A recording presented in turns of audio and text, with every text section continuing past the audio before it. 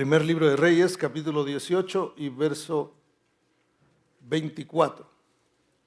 Ahí dice 2. No, aquí sí dice 24.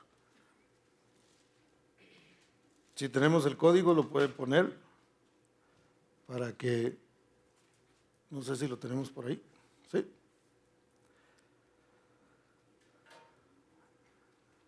Para que usted pueda verlo, ahí está. Y el tema es el Dios que responde por fuego. Por supuesto, en la Biblia el fuego tiene tiene algún par por lo menos de simbolismos importantes de los que nosotros podemos aprender. Dice así la palabra del Señor: invocad luego vosotros el nombre de vuestros dioses, y yo invocaré el nombre de Jehová, dijo Elías. Y el Dios que respondiere por medio de fuego, ese sea Dios. Y todo el pueblo respondió diciendo: bien dicho. Vamos a orar. Padre, en el nombre de Jesús te damos gracias esta preciosa mañana por la bendición que tú nos das de poder meditar en tu palabra. Bendito Dios, yo te ruego, Padre bendito, que tú quites de nuestra mente toda idea preconcebida, todo paradigma, bendito Dios, y que tu palabra, Señor, pueda penetrar en nuestros corazones. Tu palabra, precioso Dios, que en muchas ocasiones se sale de nuestra lógica humana, precioso Señor, pero que nos enseña las verdades de tu reino, precioso Dios, para que nosotros así podamos aprender a vivir bajo tu reino, precioso Dios, y bajo tu mano bendita, Padre.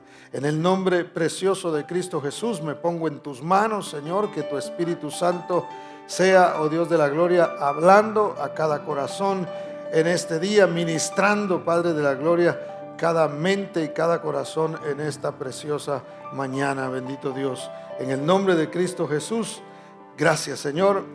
Amén y amén.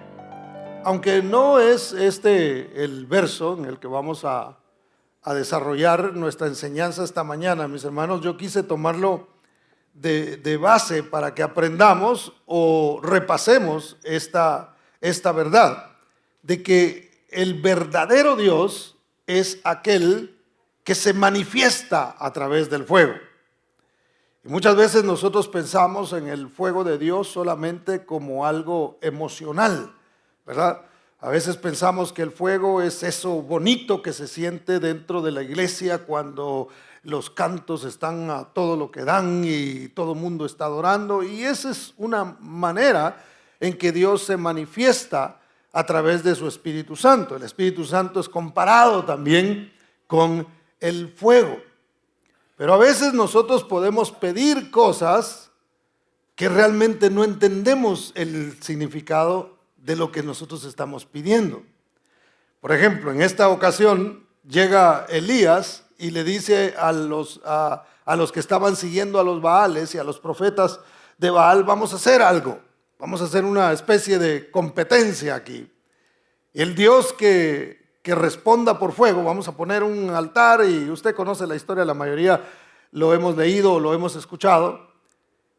Vamos a poner en un altar el sacrificio y vamos a poner un animal y el fuego no lo vamos a encender nosotros. El Dios que responda a través del fuego, ese va a ser Dios. Y usted conoce la historia, los profetas de Baal se hacían pedazos, literalmente se sajaban la piel, una cosa impresionante. Ellos querían que los Baales respondieran a través del fuego. Entonces Elías, dice la Biblia, que se burlaba de ellos por el esfuerzo que ellos hacían, y sin embargo sus dioses, los Baales, no respondieron a la petición que estaban haciendo los profetas de Baal. Entonces Elías, un profeta de Dios, viene e invoca el nombre del Señor. Y usted conoce la historia: salió fuego del cielo y consumió todo lo que estaba sobre el altar, y aún le habían puesto agua alrededor, y dice la Biblia que lamió, secó el agua que había alrededor del altar que ellos habían construido. Entonces, pero a mí me sorprende que la gente dijo: bueno, bien dicho, así es como yo quiero. Y a veces le pedimos al Señor, manda tu fuego, Señor, sin saber realmente lo que nosotros estamos pidiendo. Porque la Biblia dice que Dios es amor, pero también es fuego consumidor. Y a veces ese fuego, sin saberlo, es eso realmente lo que nosotros estamos pidiendo. Ahora no hay nada de malo, hay que pedirlo, pero hay que ser conscientes de lo que Dios pudiera mandar. Hay que ser conscientes de lo que Dios pudiera permitir en nuestras vidas cuando nosotros anhelamos el fuego de Dios. Tenemos que tener la conciencia de que Dios a veces se manifiesta de una manera placentera, si lo pudiéramos decir así, y a veces se va a manifestar en medio de situaciones muy incómodas para nosotros. Cuando nosotros entendemos esta verdad, entonces no nos asombramos cuando de repente suceden cosas en nuestras vidas que traen incomodidad a nosotros, que no nos hacen sentirnos bien, que no decimos, ah, Señor, qué fuego tan maravilloso, manda más, ¿verdad? Sino, Señor, ya detén el fuego.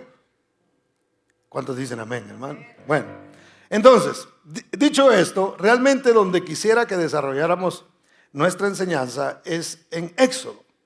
Éxodo capítulo 3, versos 1 al 6. Como hoy es el Día del Padre, vamos a hablar un poquito acerca de los padres. ¿Y qué tiene que ver con el fuego? Bueno, ahorita lo va a ver. No es que estamos cantinfleando aquí. Veamos y repasemos este pasaje de la Biblia muy conocido por todos nosotros, o por la mayoría por lo menos, donde Dios se manifestó a través del fuego. Vea por favor Éxodo capítulo 3, versos 1 al 6. Dice: apacentando Moisés las ovejas de Jetro, su suegro, sacerdote de Madián, llevó las ovejas a través del desierto. ¿Dónde se encontraba Moisés? En el desierto. Y llegó hasta Horeb, monte de Dios, y se le apareció el ángel de Jehová en una, ¿qué? Llama de fuego. ¿Quién es el ángel de Jehová en el Antiguo Testamento? Cuando usted lee que dice el ángel de Jehová, se refiere a una cristofanía, es una manifestación de Cristo en el Antiguo Testamento. Dice, en medio de una zarza. ¿Cómo son las zarzas, hermanos? Son unos arbustos llenos de espinas. Note que no estaba tan bonito el escenario. Dice, y él miró y vio que la zarza ardía en fuego y la zarza no se consumía. Entonces Moisés dijo, iré yo ahora y veré esta grande visión. ¿Por qué causa la zarza no se quema? Viendo Jehová que él iba a ver, lo llamó Dios de en medio de la zarza y dijo, Moisés, Moisés. Y él respondió, heme aquí. Y dijo, no te acerques, quita tu calzado de tus pies, porque el lugar en que tú estás, tierra santa es. Y dijo, yo soy el Dios de tu padre, Dios de Abraham, Dios de Isaac y Dios de Jacob. Entonces Moisés cubrió su rostro porque tuvo miedo de mirar a Dios. Ahora, yendo un poquito más atrás en la historia, antes de que esto sucediera, mis hermanos, Moisés realmente tuvo dos familias. Mire con qué cosas tuvo que lidiar él realmente. Porque como usted sabe, él nació en una familia muy humilde. Es más, no tenían nada. Porque los esclavos en aquel tiempo, ahora existe la esclavitud, pero es de otra manera. Pero en aquel tiempo era hasta un mercado, ¿verdad? La gente podía comprar y venderlos y acá. Y el esclavo realmente no tiene derecho a absolutamente nada. Entonces Moisés nace en medio de una circunstancia muy difícil en el mundo, por lo menos ahí donde ellos vivían. Entonces en esta familia donde él nace, una familia con muchas carencias. Trabajaban como esclavos, sus padres eran esclavos ahí. Entonces él nace en esta casa muy humilde, pero luego entonces el faraón dice, están creciendo demasiado los israelitas y el problema son los hombres.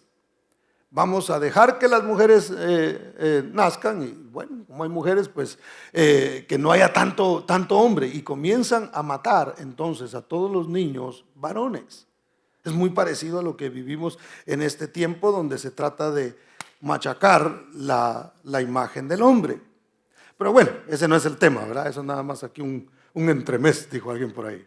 Entonces, empiezan a hacer esto en Israel, y conociendo, dice la Biblia que sus padres vieron a Moisés y dijeron: este niño tiene un propósito. Este niño tiene un propósito de parte de Dios, y así nosotros debemos ver a nuestros hijos, aunque no se les note nada, hermano, porque ¿qué se le podía notar a un bebé que era como todos los demás, verdad? Dice la Biblia que era bonito, pero era un bebé como cualquier otro que usted mira bien bonito, o los suyos cuando usted los ve, y todo el mundo ve a sus bebés los más hermosos de la historia, ¿verdad? Entonces, cuando lo vieron, simplemente era eso lo que ellos veían, pero ellos creyeron que había un propósito en ellos. Y eso es lo que usted y yo no debemos dejar de creer, aunque lo que miremos en este momento no nos muestre esa verdad. Nosotros debemos creer, porque créame que Moisés tampoco daba destellos en un momento dado de que él iba a ser lo que llegó a ser. Y sin embargo, Dios tenía un propósito para él. Dios tiene un propósito para nuestros hijos. No lo olvidemos, hermano. Ni aún en las circunstancias más difíciles, sigamos viendo el propósito de Dios en ellos. Entonces, por ese lado, una familia muy humilde. Y de repente ellos vieron y dijeron: no, que no lo maten. Vamos a evitar, vamos a cubrirlo, vamos a cuidarlo. Ahora, para todo esto, hermano, aunque los padres estuvieran cuidando a Moisés, Moisés no era consciente de lo que sus padres estaban haciendo con él.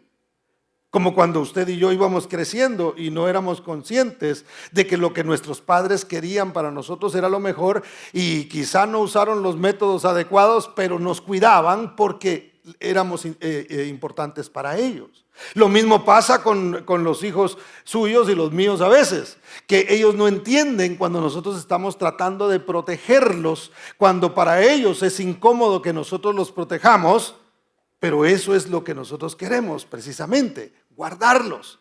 Entonces usted conoce la historia. Moisés lo dejaron ir en el río Nilo, y imagínense lo que ese niño tuvo que vivir desde muy pequeño, desde bebé. Bueno, para no hacerle muy largo el asunto, llega y cae precisamente en las manos de la hija del faraón. Ella lo tomó, lo amó y buscó quien lo cuidara. Se fue a ofrecer la misma mamá de babysitter. ¿Necesitas una babysitter? Yo aquí estoy.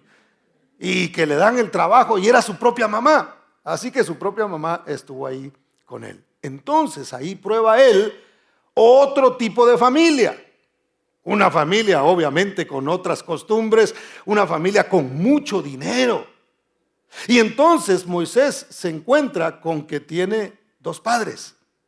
Tiene uno que lo engendró y que poco tiempo pudo estar con él, y luego simplemente lo impulsó, lo dejó, lo sacó de la casa. Eso pudo haber creado ciertas inseguridades en él, si lo vemos desde el punto de vista humano, y nos vamos un poquito más profundo en la historia. Ahora imagínense, hermano, qué traumas ahora que los muchachos se trauman por cualquier cosa, ¿verdad? Ahora que no se puede decir una palabra. Antes a uno lo molestaban, hermano. Lo del bullying, eso realmente es nuevo, muchachos, les cuento, En nuestros tiempos, aunque ya existía el acto de burlarse de los demás, pero no nos golpeaba. Y le ponían unos apodos a uno, hermano, terribles. Si uno era chaparro, le decían tapón de termo. Si uno era muy alto, ferrocarril parado, decían el lado. Si era muy flaco, varejón. Si era gordito, hermano, y no había gente suicidándose por eso. No había muchachos agarrando armas y yendo a matar a medio mundo porque ¿y con qué hacía uno, hermano? Entonces, era bien difícil. Ahora, imagínense la situación de Moisés. Porque Moisés, tengo a mi mamá, que es la hija del faraón. Pero tengo a mi mamá, que es la que me cuida realmente, que me sacaron de allá. Mi papá, el que me agarró allá, pero me echó me tiró a los cocodrilos, aunque me puso en una canasta, pero me tiró a los cocodrilos. Y luego caigo acá, pero estoy con este que es faraón y es el mero mero, pero aquellos son esclavos. Hermano, el pobre Moisés, Dios tuvo que cubrir su mente para que él no se traumara con tanta situación que pasaba emocionalmente por él. Ahora, en resumen, un padre lo crió por unos meses y luego lo dejó ir. Luego lo toma el otro padre, porque Faraón se convirtió realmente en el papá de Moisés. Y Faraón lo que hace es que en un momento dado, cuando Moisés comete un error, lo empuja hacia un desierto. Entonces, la idea de la figura paternal que debió haber tenido Moisés, debió haber sido muy turbulenta, hermano. Vaya que no se celebraba en ese tiempo el Día del Padre, ¿verdad? Porque si no, Moisés hubiera dicho, bueno, yo dos, y uno no tengo muchos recuerdos de él, solo que me tiró. Y el otro, pues cuando se enojó conmigo, me mandó al desierto. Entonces, ¿qué hay que celebrar realmente en un Día del Padre? Ahora, Dios, mire cómo es Dios, hermano. Porque ordena que se honre a los padres, padre y madre, ¿verdad? Dios dice, tienes que honrar a padre y madre. ¿Y a quién cree que le dijo que escribiera el mandamiento, hermano? A Moisés. Mire qué tremendo. A veces nos pasan cosas a nosotros difíciles en nuestra vida. Y viene Dios y la indicación que nos da es que hagamos lo contrario de lo que quizá nosotros quisiéramos hacer.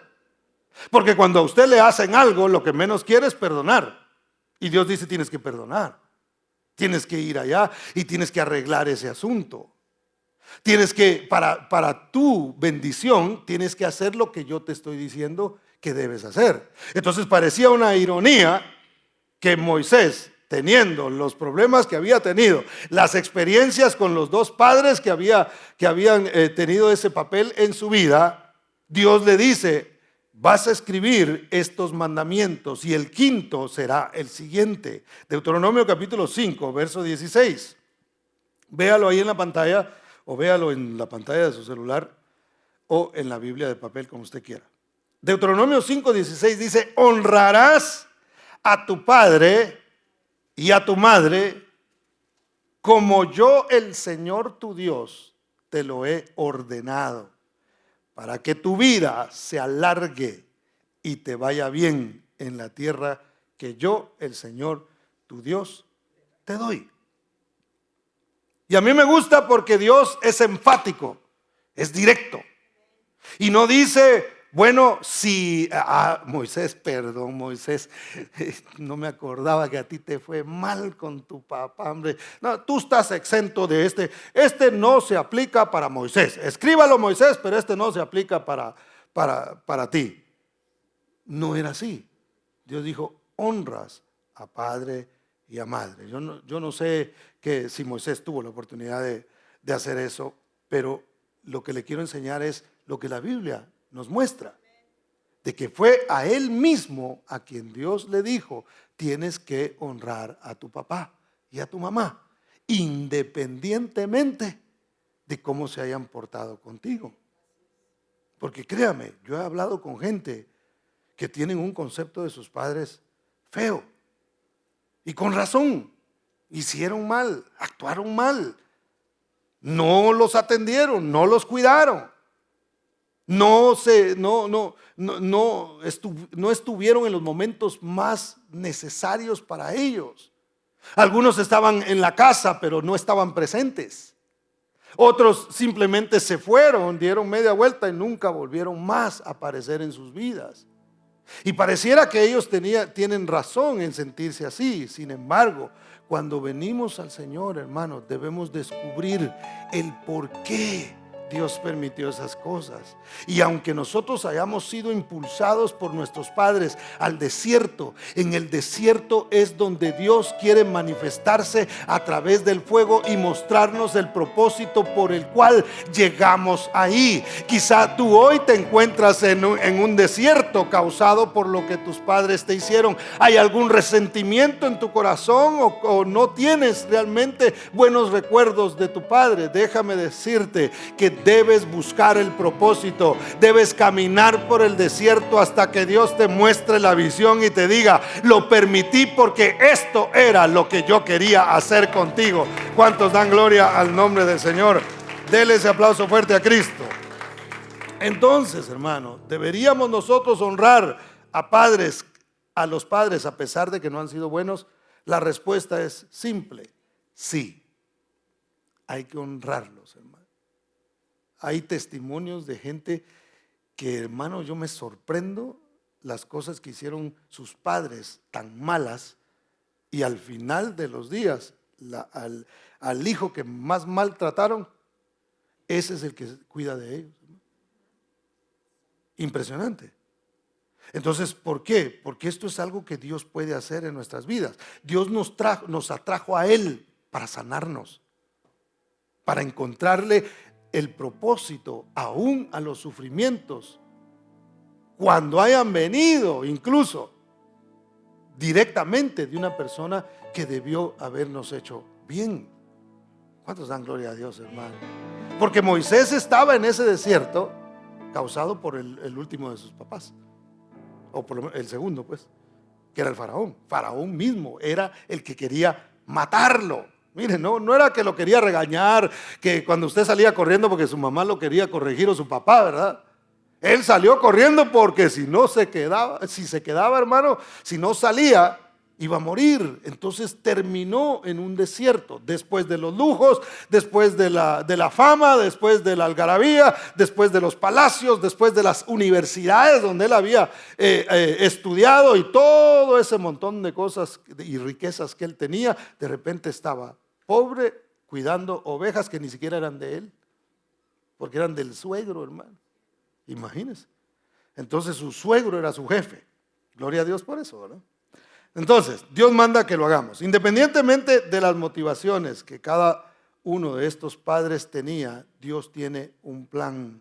Moisés fue metido en un desierto a causa de el que consideraba a su padre. En el desierto, Dios tiene algo preparado para nosotros. El llamado de Dios se da en una situación incómoda muchas veces. Nosotros tenemos que aprender a lidiar con situaciones de fuego, porque fíjese, el fuego en la Biblia, una vez más, es símbolo del Espíritu Santo, pero también es símbolo de prueba. Por eso es que la Biblia dice que nosotros seremos bautizados con Espíritu Santo y fuego. La diferencia del fuego por el que nosotros pasamos, hermano, es que no es un fuego para consumirnos. No es un fuego para que nosotros nos quememos. Lo expliqué un poquito la semana pasada. Es un fuego de purificación. A veces Dios va a usar la palabra y nos habla. Y en la palabra hay ¿qué? Hay espíritu y hay vida. Cada vez que usted se expone a la palabra de Dios, usted recibe espíritu de Dios, fuego de Dios, que está quemando de alguna manera aquellas cosas que no le agradan a Dios. Pero no es la única manera en la que Dios se manifiesta. Dios se manifiesta en la prueba. ¿Por qué? Porque la prueba es una prueba de fuego, donde usted tiene que poner en práctica lo que aprendió de la palabra. ¿Me doy a entender? Entonces, hermano, cuando vengan situaciones incómodas a nuestras vidas, y mire que aquí vuelven a haber espinas, ¿Se recuerda que hace un par de semanas hablamos sobre las espinas, los cardos y todo eso que traen comodidad? Imagínense que Moisés hubiera querido tocar la zarza, no hubiera podido, pues la zarza es un arbusto lleno de espinas. Entonces, esa situación era muy incómoda en un desierto. ¿A quién le gusta estar en un desierto, hermano? ¿Qué hay en un desierto? ¿Qué hay realmente ahí? Por eso es que Moisés se admiró y dijo: wow, en este desierto donde nada pasa, algo está sucediendo en este momento. Entonces las situaciones a veces incómodas de nuestra vida, los desiertos, las espinas, las cosas que nos molestan, hermano, tenemos que aprender nosotros a ver el por qué estamos ahí y qué es lo que Dios quiere hacer con nosotros. No es simplemente de quejarse y decir estoy en este desierto. Imagínense a Moisés, estoy en este desierto. Después que me dijeron que yo iba a ser el libertador del pueblo de Israel. Bueno, ellos están allá, ya ni me acuerdo, ellos ni se han de acordar de mí. Aquí estoy en este desierto, ya no soy nadie. Ya no soy nada aquí. Lo único que tengo es este montón de ovejas que están conmigo durante el día, que ni siquiera me pertenecen a mí. Así pudo haber estado Moisés, hermano. Y así podemos llegar a sentirnos nosotros, el decir, es que yo estoy en esta situación porque mis padres no cuidaron de mí. Es que estoy en esta situación por errores que mis padres cometieron, o por errores que otros cometieron, o que familiares cometieron, y me encuentro en esta situación por lo que alguien hizo. Es que, hermano, yo ya no quiero ir a la iglesia porque me fallaron los hermanos, porque un pastor me quedó mal, y hay gente que empieza a echarle la culpa a otros del fuego por el que está pasando y de las espinas que lo están picando, en lugar de decir voy a acercarme a ver qué es lo que Dios quiere decirme a través del fuego, porque Dios es un Dios que se manifiesta en medio del fuego, ya sea por su palabra, ya sea por una manifestación del Espíritu, o por una prueba que nosotros estemos pasando, por un problema o una circunstancia que usted y yo estemos pasando. Entonces Dios llega a los desiertos, hermano. ¿Sabía que Dios es el Dios de los montes, pero también de los valles? Ahí donde está calientito, Él está. Cuando a usted le está yendo bien, Dios está con usted. Cuando las cosas no se están dando, cuando las cosas no están yendo bien, también Dios está presente, y tenemos que buscarlo en cada circunstancia. Tenemos que encontrarlo, hermano, en cada una de las cosas que suceden en nuestras vidas. En el desierto se recibe revelación de Dios. ¿Sabía usted eso, no?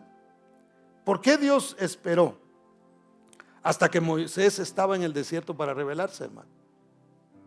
Mire que Moisés no era que no quería hacer las cosas, porque incluso la razón por la que lo quería matar el faraón era porque él mató a un egipcio que estaba maltratando a un hebreo.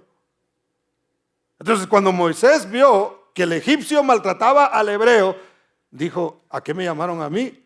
A ser un libertador. Aquí está la oportunidad. Voy a empezar a matar egipcios de uno por uno, ¿verdad? Uno pudo matar nada más. Lo enterró, lo descubrieron y a correr se ha dicho. ¿Por qué Dios no se manifestó cuando Moisés estaba allí en Egipto, hermano? ¿Por qué no lo hizo cuando él era un jovencito de unos, 16, 17, 18 años? ¿Por qué no le hizo el llamado cuando él tenía unos 25 años, que ya por ahí ya estaba empezando a madurar, su cerebro se había ya desarrollado lo suficiente como para tener sabiduría y hacerlo? ¿Por qué Dios no se manifestó allí, hermano, en ese momento? ¿Por qué Moisés ya tenía 80 años y estaba en ese desierto cuando Dios finalmente decide ahí hablarle, hermano? ¿Sabe por qué? Porque en Egipto había mucha distracción. En Egipto había mucha bulla, mucha algarabía, yo no sé con qué se iluminaba, me imagino que con fuego se iluminaban, y bueno, los palacios de alguna manera se mantenían iluminados, y había mucha luz, y había mucha fiesta, y había mucha comida, y había muchas cosas que eran distracción para Moisés. Dios no podía manifestarse en medio de tanta bulla, hermano. Tuvo que esperar a que Moisés estuviera en un momento de quietud, donde no había nada que lo distrajera, para que él pudiera entonces encontrar y verse con el Señor, y que Dios le pudiera revelar una vez más cuál era el plan. Entonces, ¿qué es lo que te quiero decir con esto, hermano? Que nosotros necesitamos momentos de quietud. Nosotros necesitamos ir ahí cuando estamos pasando por el desierto. No hay que ir a buscar donde hay mucha bulla, porque necesito divertirme un poquito, y yo no estoy diciendo que eso sea malo, no, pero tenemos que buscar un momento donde Dios nos habla al corazón. Tenemos que buscar la revelación del por qué están sucediendo las cosas en nuestras vidas, porque hay zarzas, porque hay fuego. Hay que ir y descubrir qué es lo que hay. A Moisés, imagínense que una zarza por ahí en el palacio, no sé, se le olvidó al jardinero cortarla, porque eso me imagino que si alguna crecía por ahí, hermano, le daban machete. Imagínense que una zarza por ahí se le perdió al jardinero, y si hubiera encendido cuando Moisés estaba en el palacio, ni siquiera la hubiera visto, porque no se habría notado. Dios quiere notarse en medio de tu desierto. Dios quiere notarse a través de las espinas. Dios quiere manifestarse a tu vida a través del fuego de la prueba, porque Él es nuestro Dios. ¿Cuántos dicen amén? Dele un aplauso fuerte a Cristo, porque Él es bueno. Es el desierto que Dios usa para mostrar propósitos y hablar a nuestras vidas. Mira, hermano, en lo que se ha estado hablando en el mundo en cuanto a la economía, dicen que la economía tiene que sufrir ciertos cambios. Y es curioso porque esta semana salió en las noticias una precisamente de aquí de Estados Unidos, donde miles de cabezas de ganado murieron por el calor, ¿verdad? Y luego no sé en qué otro estado murieron otro poco, y están muriendo muchas vacas de manera muy misteriosa. Y algunos dicen, yo no sé si esto es cierto o no, pero me suena sospechoso, dicen que esto se hace de manera intencional porque tiene que haber una escasez de alimentos. Entonces la escasez de alimentos tiene que ser provocada. Porque si la gente siembra, si la gente tiene semilla para sembrar, va a sembrar. Si tienen vacas, las van a cuidar. Si tienen esto, el hombre siempre está tratando la manera de subsistir, de hacer sus negocios, de hacer sus cosas. Entonces tienen que provocar ciertas cosas para que la economía baje. La inflación no puede bajar, ¿por qué? Porque hay un flujo de dinero, el dinero sigue circulando, y mientras el dinero esté circulando, la gente gasta, la gente compra, la gente hace esto y el otro. Entonces tiene que parar eso del gasto. De hecho, muchos están recomendando no gastar en este tiempo más de lo que deba, ¿verdad?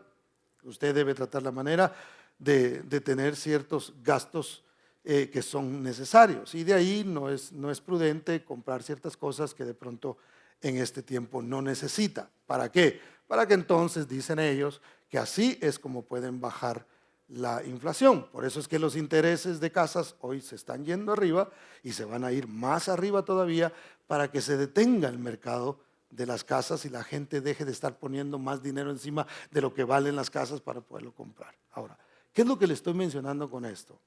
Cuando hay ciertas cosas, porque mire, aunque nosotros podemos amargarnos en contra de los gobiernos y de estos que gobiernan el mundo, y aunque nosotros hagamos eso, realmente no es correcto para nosotros, porque nosotros estamos en las manos de Dios. Y lo que sucede en el mundo es permitido por Dios. Dios tiene que traer de alguna manera aflicción al mundo, hermano, para que el mundo reconozca que Él es Dios. Y dentro de todo lo que sucede en el mundo, obviamente nosotros como creyentes también vamos a ser probados. Entonces a veces tiene que bajar cierto flujo de economía en el hombre, para que el hombre comience a pensar, a valorar ciertas cosas, a cuidar las cosas que de pronto no cuidaba, y a poner atención a lo que Dios está diciendo. Cuando hay mucha luz, cuando hay mucha fama, cuando hay mucha algarabía, entonces no ponemos atención a lo que Dios está diciendo. Entonces a veces Dios tiene que traernos y permitir que entremos en un desierto, y permitir que estemos frente a las espinas y ver el fuego, para que nosotros digamos: Señor, revélame qué es lo que quieres? ¿Cuál es el propósito? ¿Por qué estamos pasando por esta situación? Se viene un tiempo, hermano, donde se pronostica que 40 naciones alrededor del mundo sufrirán hambruna. O sea, no es que va a haber hambre. Hambre va a haber aquí en Estados Unidos. Ya hay, hermano. Si no, mire, cada día los vecindarios de homeless se hacen más grandes. O si quiere adelantarse un poquito, vaya a California y vea. Es terrible lo que está pasando y nosotros ahí lo estamos viendo. Ahora, yo no le digo esto para que se asuste, sino para que dentro de lo que Dios está haciendo a nivel mundial, hermano, está permitiendo más bien, nosotros veamos y digamos: hey, hay espinas, hay incomodidad, ya no tengo la misma entrada de finanzas, ya no puedo mantener esto que antes tenía, y ya no puedo irme de vacaciones cada 3 meses. Qué sufrimiento. Alguien de pronto pudiera decir eso, ¿verdad? Gente que se puede ir así cada 3 meses. Que Dios los bendiga. Pero entonces, ahora, ¿qué vamos a hacer dentro de todo esto que está pasando? Tenemos que levantar nuestra mirada y ver qué es lo que Dios va a revelar, porque algo Dios va a revelar. Y si es cierto lo que algunos dicen, que ya se acerca el fin del mundo, hermano, gloria a Dios por ese fuego entonces, porque no tarda en manifestarse el Hijo de Dios en este mundo. ¿Cuántos dicen amén? Denle ese aplauso fuerte a Cristo, porque Él es maravilloso. Entonces, Dios usa el fuego para hablarnos a nosotros. Y mira, hermano, cambiemos un poquito la idea de cómo Dios nos corrige a nosotros, porque Dios azota, ¿verdad? Pero no como lo hacían nuestros papás. ¿Quién de ustedes vio alguna vez, o por lo menos percibió en los ojos de su padre cuando le daba sus... ¿A quién les pegaron aquí, hermano? Como a 3 o 4. No más. Entonces, bueno. Algunos nuevos también, ¿verdad? Qué bueno, gloria a Dios por los muchachos. Entonces, ¿quién de ustedes percibió ojos de amor en su papá cuando le estaba pegando? ¿Sí? Gloria a Dios. Pero tenía una cara así de contento cuando le estaba dando, ¿o no? Yo no vi sonrisas en la cara de mi papá cuando me pegaba, ni de mi mamá. Al contrario, así ponían la cara y ibas a ver, y ya con la cara ya estaba llorando uno, hermano.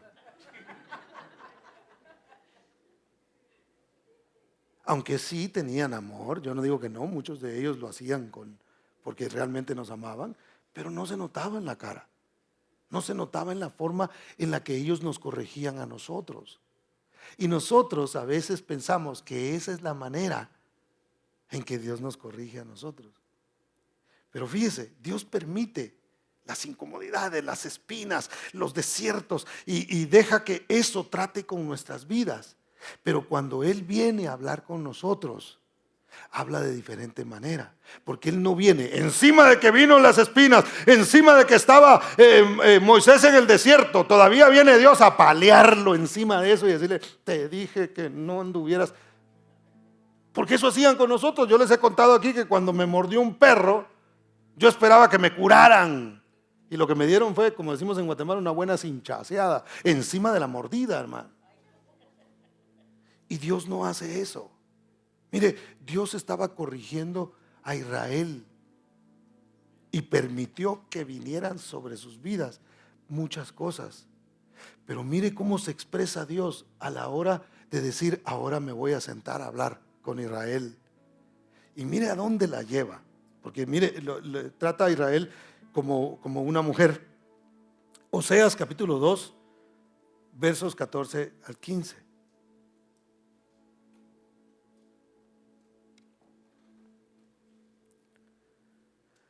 Y a mí me encanta esto, hermano, porque me ayuda a entender cómo Dios realmente nos ama a nosotros. Mire, dice, verso 14: pero he aquí que yo la atraeré, hablando de su pueblo. Y luego dice: la llevaré, ¿a dónde? Al desierto. Está diciendo: yo la voy a conquistar una vez más. Se fue detrás de sus dioses, se fue detrás de su fama, se fue detrás de su dinero, se fue detrás de los baales. Le importó más las cosas materiales y lo que el mundo le ofrecía a lo que yo le estaba ofreciendo. Y por eso he permitido la corrección que venga sobre este pueblo, pero yo voy a reconquistarla. Y para reconquistarla, dice, la llevaré. Note que no dice la voy a llevar a un riachuelo. La llevaré al parque, ahí donde hay rosas, donde los pajarillos cantan y las aves se levantan. Ahí así, donde las mariposas vuelan, ahí la voy a llevar. Y ahí en ese ambiente romántico, no, la voy a llevar al desierto. Ahí en el desierto, ahí donde sienta el calor, sienta el fuego de todo lo que está pasando ahí. Mire lo que dice. Dice, le hablaré a su corazón. La voy a conquistar. La voy a llevar a un lugar incómodo, donde nada le quite la atención, donde pueda oír lo que yo le estoy diciendo, lo que yo le estoy hablando. Entonces los desiertos y los problemas que nosotros pasamos, esas incomodidades, es Dios diciendo, te quiero reconquistar, te quiero mostrar mi propósito. Eso que sientes que no se acaba nunca, lo estoy provocando yo. Te estoy llevando al desierto porque quiero tener una plática. Quiero hablarte de mi amor. Quiero hablarte de mi restauración. Quiero hablarte del propósito que tengo para tu vida. Y mire lo que sigue diciendo el verso 15. Y le daré sus viñas desde allí. Dice, le voy a devolver, le voy a restituir. Y el valle de Acor por puerta de esperanza. Dice, le voy a dar el valle de Acor. Para los que no sabían, la palabra Acor significa aflicción. Y Acor es el lugar donde, ¿se recuerda cuando Acán pecó? Se robó unos vestidos y unos lingotes de oro que pertenecían a la casa del Señor, y él se le llevó y lo escondió. Él y toda su familia fueron apedreados en el valle de Acor. Entonces, la idea que tenían los israelitas sobre el valle de Acor era aflicción, era muerte, era gente que había sido apedreada. Pero el Señor dice, el valle de Acor se lo voy a dar por puerta de esperanza. Eso que servía para afligir, eso que servía para apedrear, eso que servía para dolor, lo voy a convertir en una puerta. Ahí mismo voy a instalar una puerta de esperanza para que diga, en medio de esta aflicción, y hay una puerta que yo puedo cruzar, donde que Dios ha preparado para mí, para que yo reciba entonces el propósito de Dios y la revelación. Hay algo detrás de esa puerta que Dios quiere revelar a cada uno de nosotros. ¿Cuántos dicen amén? Dale ese aplauso fuerte al Señor. ¿Y cuál va a ser la reacción del pueblo, de la amada del Señor, hermano, a esto? Dice, y allí cantará como en los tiempos de su juventud y como en el día de la subida de la tierra de Egipto. Volverá otra vez a cantarme como cuando salió de Egipto.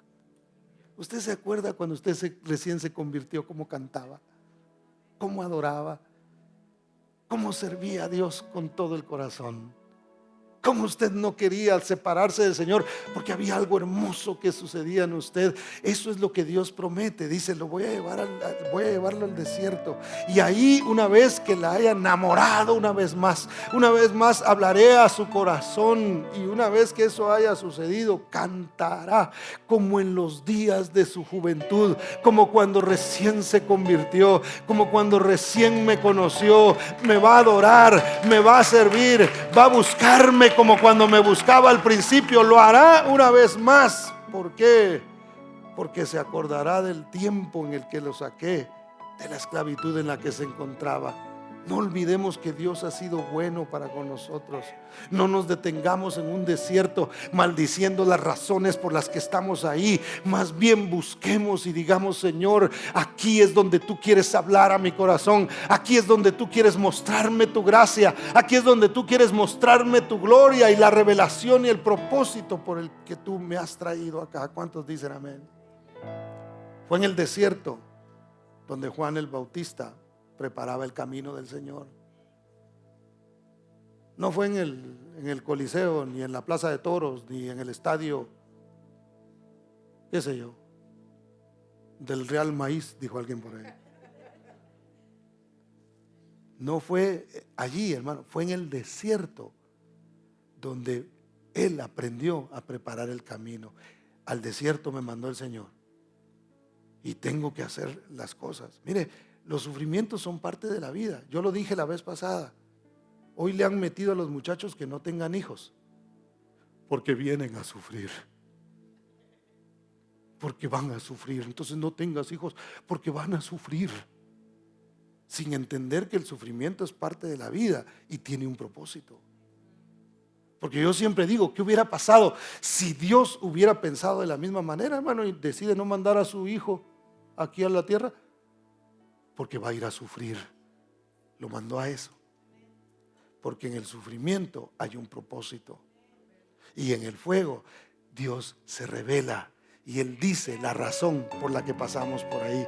¿Cuántos dicen amén, hermano? Mire, fue en los desiertos de Arabia donde Pablo recibió la revelación de la doctrina que hasta el día de hoy nosotros practicamos en la iglesia. Fue ahí donde él la recibió, en los desiertos. No fue en el templo, no fue realmente ahí, sino fue en situaciones incómodas donde la recibió. Juan recibió la revelación del Apocalipsis. ¿Dónde, hermano? Oh, en una vigilia, hermano, de esas poderosas, ahí Dios se lo reveló. No, lo recibió donde estaba él solo. Es más, yo preso, decía él, ¿verdad? Donde estaba todo lastimado, que lo habían metido en un recipiente de aceite caliente, hermano, y no se murió. Y después lo fueron a tirar a esa isla ahí, según ellos, para que se acabara el evangelio. Y no sabían que Dios ahí llega también. Y que había una pluma para poder, bueno, no sé con qué escribió el libro de Apocalipsis, pero ahí había donde él pudo escribir lo que hasta el día de hoy nosotros conocemos como el libro de revelaciones. Fue en un momento difícil donde el Señor lo hizo. Entonces no importa lo que tus padres hayan hecho contigo, si te mandaron al desierto como le pasó a Moisés, hermano, Dios tiene un propósito para todo lo que ha sucedido en tu vida. Tu trabajo para que tus días se alarguen sobre la tierra es honrar a tu padre y a tu madre, porque ese es el mandamiento que Dios dio con promesa. Para que te vaya bien, para que las cosas te salgan bien, debes honrar a tus padres. Así, hermano, ya no los aguantes, porque hay gente que ya no aguanta a sus papás, pero cuando ya se ponen viejitos y quisquillosos, ¿verdad? Yo ya hice un trato con el Señor y le dije: Señor, en cuanto a mí se me empiece a deschavetar el asunto, si es tu voluntad. No es cierto, pero hermano, hay gente que no aguanta. El carácter de los papás, qué sé yo, nunca cambió, cosas que nunca cambiaron, y hay ciertas incomodidades a veces entre padres e hijos. No importa. Así tu papá ya lea, o hay padres, por ejemplo, porque esto lo van a ver también personas, porque está siendo grabado. Así tu papá tenga Alzheimer's y ya no te reconozca, hónralo, mira lo que él hizo, aunque simplemente ha sido el instrumento que Dios usó para traerte a esta vida, para cumplir el propósito de Dios. Hónralo, aunque ya no te reconozca, aunque a veces te diga todavía cosas en su enfermedad o en su vejez. Honra a tu padre, porque eso te trae a ti larga vida. ¿Cuántos dicen amén? Dale ese aplauso fuerte a Cristo. Dios responde a través del fuego y las espinas, hermano. Moisés se acercó a la zarza para ver qué era lo que había allí. Y es curioso, hermano, que Dios en una zarza le hable a Moisés. Una vez más, no usó un árbol de esos, una ceiba, ¿verdad? ¿Cuántos conocen las ceibas aquí? Que también tiene espinas, pero no son diferentes. Pero esa ceiba es una cosa así, hermano. En Guatemala es el árbol nacional, imagínense. Es un árbol muy frondoso, muy grande, hermoso, así. O esos árboles que hay en Sequoia Park, aquí en California, hermano. Unos árboles impresionantes. No usó un árbol de esos, usó una zarza fea, hermano, para hablarle y revelarse a Moisés. Las espinas, una vez más, jugando un papel importante. A veces podemos nosotros estar en situaciones donde decimos, ya no aguanto más, con padres o con familiares o incluso con hijos a veces. Tenemos que encontrar el propósito de Dios ahí. El fuego está dentro de la zarza. Tenemos que ver a Dios, una vez más, en las cosas que nos causan a nosotros irritabilidad. Cuando usted se irrita, usted puede cometer errores en su vida. La Biblia dice que si una persona sabia es aquel que tarda en airarse. Y cuando se hiere, y más bien cuando se enoja, procura de alguna manera superar ese enojo lo más pronto posible. Por eso es que la Biblia dice, no se ponga el sol sobre vuestro enojo. A veces podemos sentirnos irritados, hermano. A veces esas cosas que nos hicieron o las ofensas que nosotros recibimos en algún momento de nuestra vida, las podemos guardar ahí. Y como dije la vez pasada, eso puede ser como una espina que nos está picando todo el tiempo, hermano, y que nos recuerda lo mal que a nosotros nos han hecho. Pero nosotros debemos encontrar a Dios ahí. Leí la historia de un pastor que se llama Bill Wilson. No sé si alguien acá sabe de él. Todavía está vivo, tiene 74 años. Y este pastor, cuando tenía 12 años, en la Florida, la mamá lo llevó y él solamente recuerda que se pararon en una esquina y la mamá dijo, yo no puedo más. Y le dijo, espérame, ya vuelvo. Y se fue. Y el niño de 12 años, obediente, le dijo, bueno, voy a esperar. Mi mamá dijo que volvía. 3 días pasó esperando que su mamá regresara y su mamá nunca vino. Cuando pasa esto, un mecánico de ahí del área, que era cristiano, lo ve y se lo lleva a su casa. Entonces él mismo le paga para que vaya a un campamento de jóvenes. Por eso son buenos los campamentos de jóvenes. Y él se va y en ese campamento él le entrega su vida a Cristo. Y comienza entonces él en un proceso, se gradúa de high school y cuando se gradúa de high school lo invitan al seminario y él comienza a estudiar teología. Él, a raíz de lo que le pasó, fundó un ministerio que se llama, aquí lo anoté, se llama Metro World Child. Él agarraba unos buses, empezó con uno, me imagino yo, y comenzó a recoger niños que se quedaban en la calle, más o menos de la edad de él, de 12 hacia abajo, de la edad que a él lo habían dejado. Y comenzó a juntar y a juntar, a juntar. La gente le decía, eso no te va a funcionar, eso no va a servir, eso no lo deberías de hacer, pero él sabía que su propósito era ese. Entonces él comenzó a juntar un montón de niños, hermano, a tal punto que él ayudó a levantar una de las iglesias más grandes en los Estados Unidos. Y no solamente eso, sino que comenzaron a llamarlo de otros estados y de otros países para que les enseñara el sistema. Y de esa forma, hoy día, en 12 países alrededor del mundo, juntan 250,000 niños semanales para darles instrucción. Niños, no es que van y sacan a los niños que están en la casa, niños que están en la calle, que están abandonados por sus padres. Los llevan a estos lugares donde ya los tienen preparados, donde les dan de comer, donde les dan amor, donde les dan de la palabra de Dios, hermano. Y cuando yo leo esto, me pongo a pensar en mí, en usted. ¿Qué hubiera hecho usted? Póngase a pensar por un momento. Si a la edad de 12 años su mamá la hubiera parado en una esquina y le hubiera dicho, ya regreso, y nunca más usted hubiera sabido de ella, ¿qué hubiéramos hecho? Hermano, tanto muchacho que dejan hoy, porque eso sigue sucediendo. Imagínense ¿qué hubiera pasado con él? Es muy posible que se hubiera vuelto un delincuente. Bueno, me dejaron en la calle, aquí lo que me queda es sobrevivir y a ir hacia adelante, como sea. Pudo haberse convertido en un drogadicto, una vez más, en un delincuente, en un pandillero. Pero Dios estaba en el asunto. Y Dios mismo puso el escenario ahí en un trauma tan terrible, hermano. Imagínense que su propia madre lo deje en un lugar y lo abandone.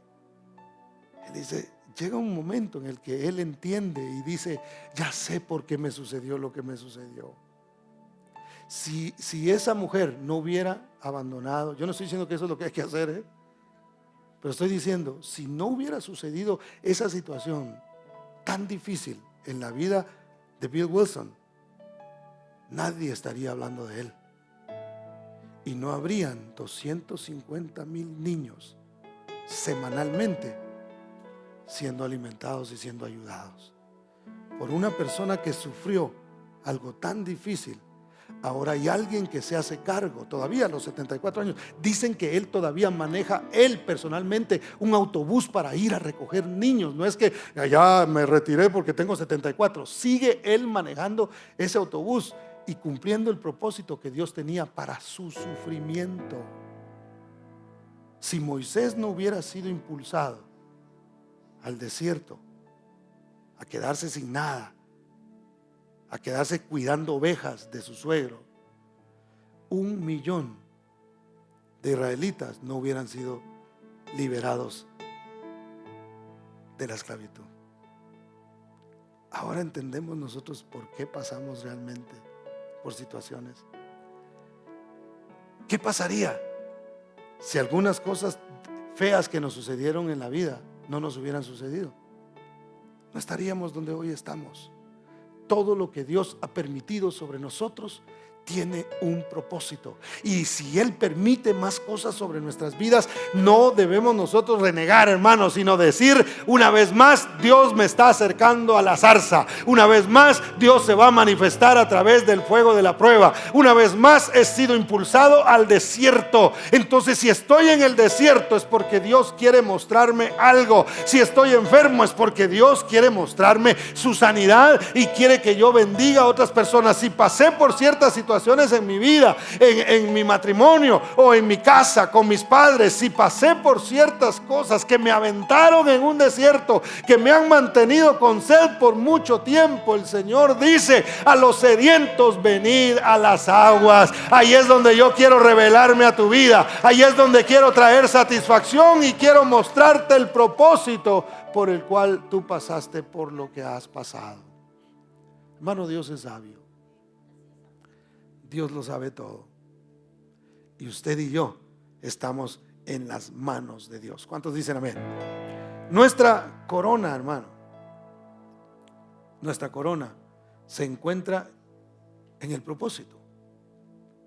Yo siempre he dicho que la corona se obtiene como resultado es de un triunfo y representa realmente lo que hemos logrado en nuestras vidas. No es tanto el hecho de que Dios nos va a poner una corona, que si no la pone está bien, ¿no? Pero yo no creo mucho eso, hermano, y se lo repito de pronto para personas que no han estado aquí cuando lo he dicho, porque las cosas materiales en el cielo no tienen ningún valor, no tienen valor. Entonces realmente no es como que aquí, por ejemplo, a usted le regalan algo material y usted dice: ¡ay, qué bonito! Sus hijos hoy en el Día del Padre le llevaron, qué sé yo, el último iPad, y usted lo mire, dice: ¡wow! Mi hijo, no te hubieras molestado, pero qué bueno que te molestaste, ¿verdad? Y no sé si existen hijos que den ese tipo de regalos, pero me imagino que sí. Usted se alegra porque es algo material y aquí nos gusta de alguna manera las cosas materiales, pero en el cielo no tendrá eso ningún valor. Corona es realmente lo bueno que está a nuestro alrededor. Usted mira lo que ha logrado y usted dice: esa es mi corona. Mire, Pablo decía eso, se lo leo rápidamente. 1 Tesalonicenses 2:19 dice: porque ¿cuál es nuestra esperanza o gozo o corona de que me gloríe? Esa es una pregunta. ¿Cuál es? ¿Cuál es mi esperanza? ¿Cuál es mi gozo? ¿Cuál es la corona que yo tengo? Decía Pablo. Decía, ¿no sois vosotros delante de nuestro Señor Jesucristo en su venida?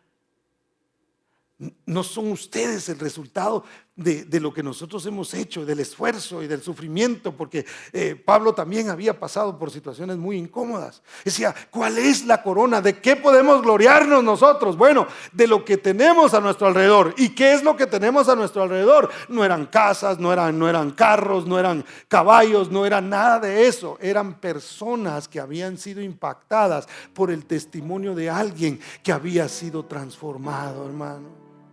¿Sabe que nosotros no vamos a llegar? Mire, si Dios nos permite algún día construir un templo a nosotros, Dios no me va a dar a mí una corona, ni a usted tampoco, una corona.